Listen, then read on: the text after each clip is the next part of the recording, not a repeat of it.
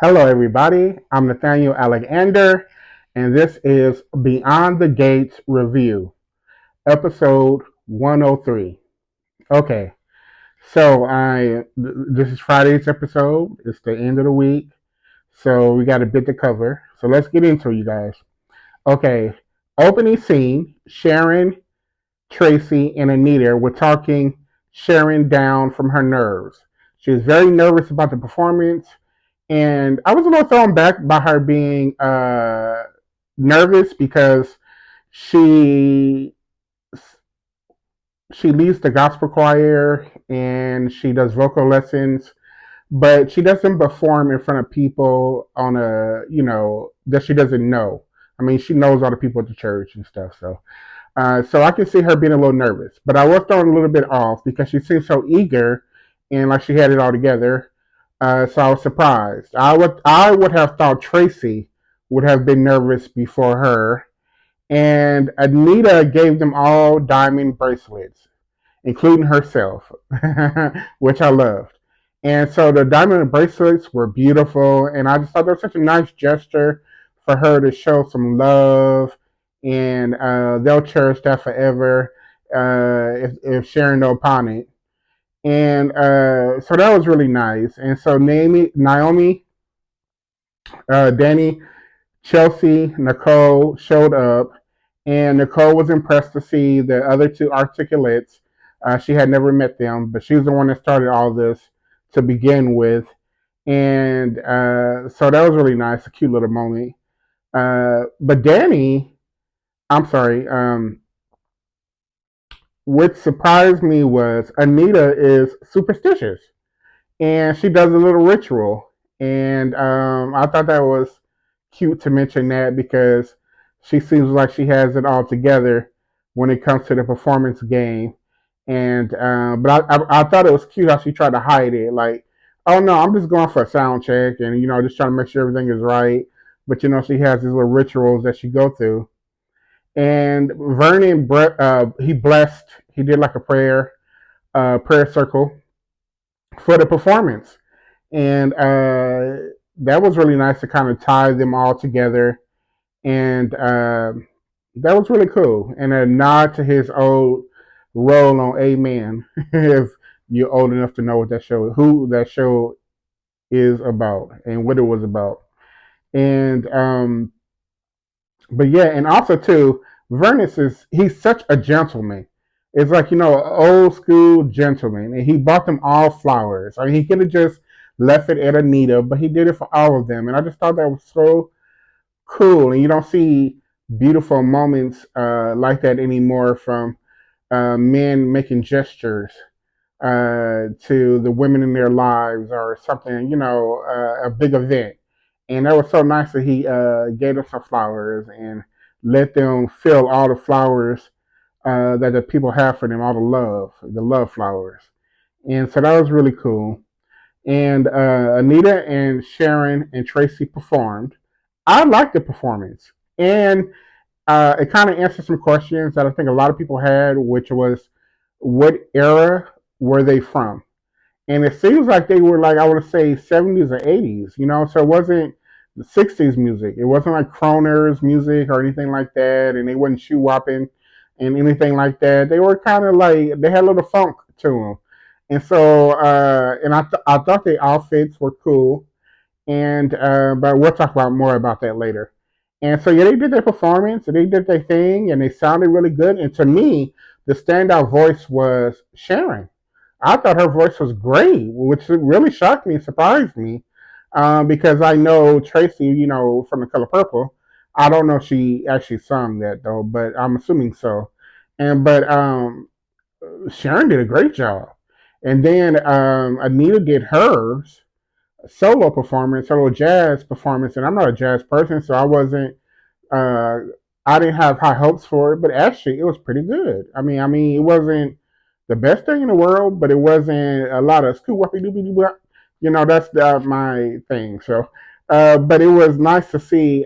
She did a really good job, though. I will say it was better, way, way, way better than I thought it was going to be, and so I really appreciate that. And my question now is this the end of the articulates? Because this was supposed to be the whole buildup, and this is what they got together for. So, are Tracy and Sharon, are they leaving town? Are they going to stay? Are they going to bring in their families and, broaden their characters and their storylines? What's going to happen? Are they going to go back to where they were, or stay in town? Or I mean, because they both seem like they have lives outside of the town. So I don't know if they'll be back. But I would love for them to stay. I like they add dynamics to the Anita character and her storyline. And so I would like for them to stay. And also, too, I like the kind of rivalry between Sharon and Anita. And I would like to see more of that. And especially from like a frenemy kind of place, not a complete enemy, but, like just a good friend who likes to hassle you every once in a while and give you the what for. So Nicole tells Samantha and Kat about Martin and Smitty, and well, she tells Kat more about Martin and Smitty coming to the performance. So of course, Kat was happy because I mean, I'm sorry, I keep saying Kat. Samantha was happy because that's her parents and she wanted to see them together. So I'm glad she got a chance to tell Samantha that. And Kat was happy too as well.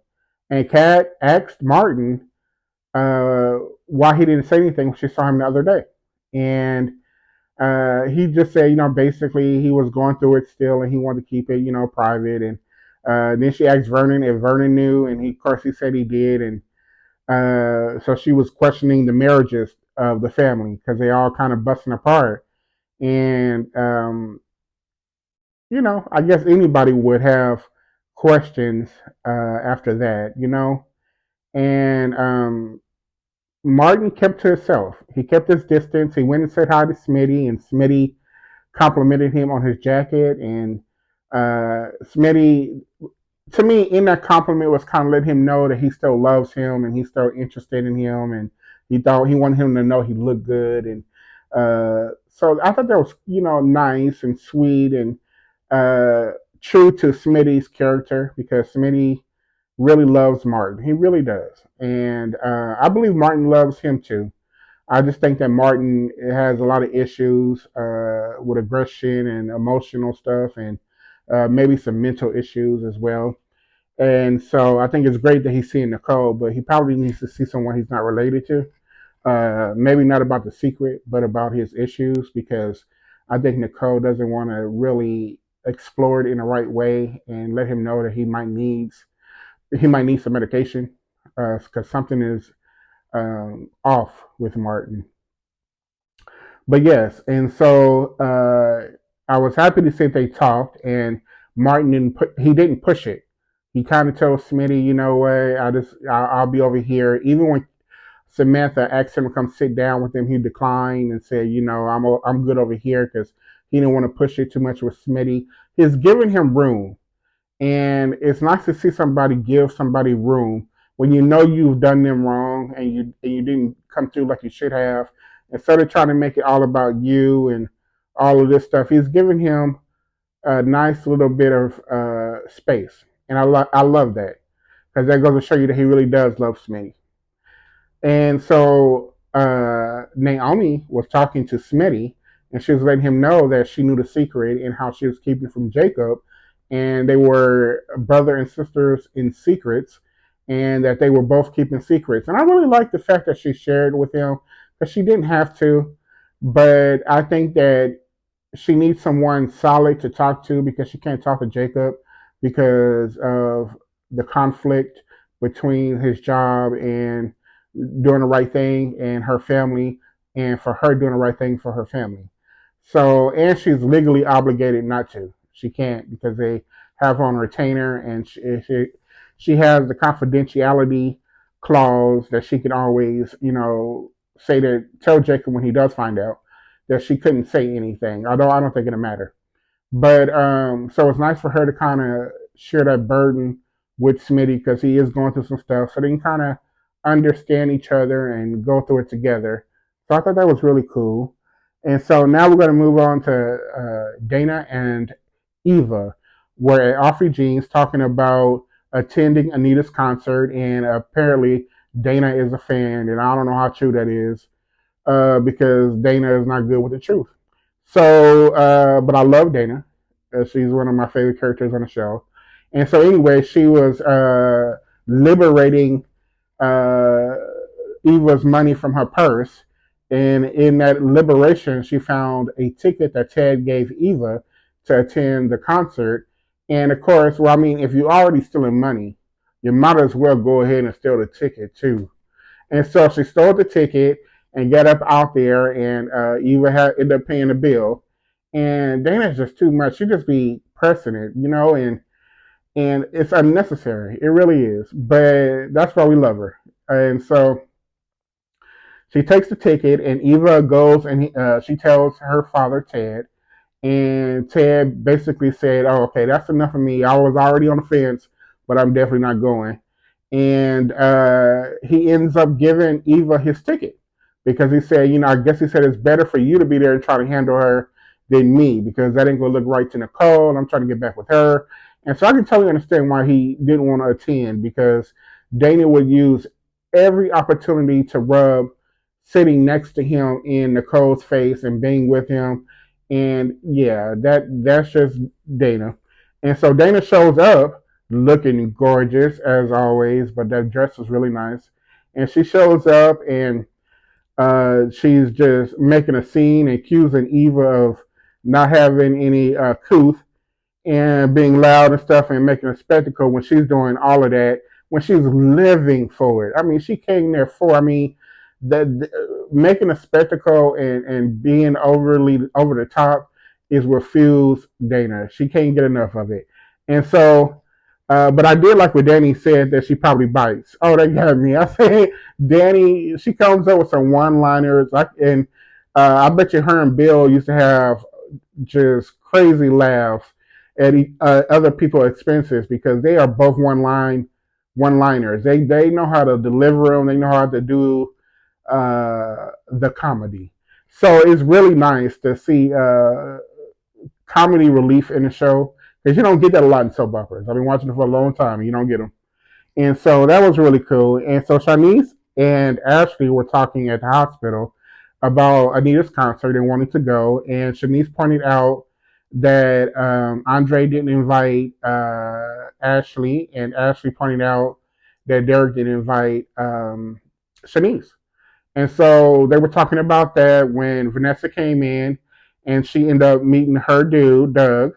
And Doug had an attitude from get go, and he's feeling very emasculated and insecure. So he didn't want to go.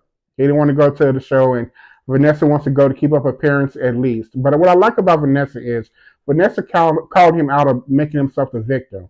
He got them in the situation, and she's handling it the best she can. And now he's making her pay for it because she's sleeping with his frenemy. If she was sleeping with anybody else, I don't think it would be a problem. But she's sleeping with his frenemy, and he doesn't want Joy to get over on him anymore. And Joy's wrote in his face. And so I can understand why he's acting the way he is, but he's not taking responsibility. But what I like about Vanessa is she's not letting him off the hook. She's letting him know, you just, this is your fault and you're not acting right.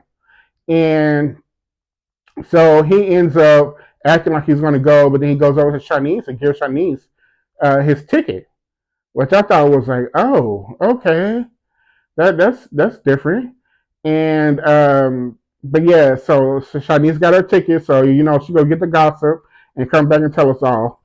And so Derek and Ashley get together. They meet at the hospital, and he takes her out to dinner. And basically, he apologizes to her and says that he was just using Shanice to make her jealous. And he called her on doing the same thing with Jacob, and she kind of admitted it, but she said she was ashamed or whatever. And he asked to get back with her, and she declined. And this is the second time she's done this. I don't know what this boy. I mean, like, I don't know if this girl reminds him of his mother. I don't know why he's picking up with all of this, but she declined and said she couldn't do it. And I can understand where she's coming from a little bit because I talked about it the other day. I think she doesn't know where her life is going, so she wanted to figure out where her life is going, but she knows it's not wherever it's going. It doesn't include Derek, and so at least she told him the truth and let him off the hook. All right, on to the looks. Now, I love Tracy and Sharon's makeup and hair backstage. I thought their hair, especially Sharon, her hair looked really good and their makeup looked really good.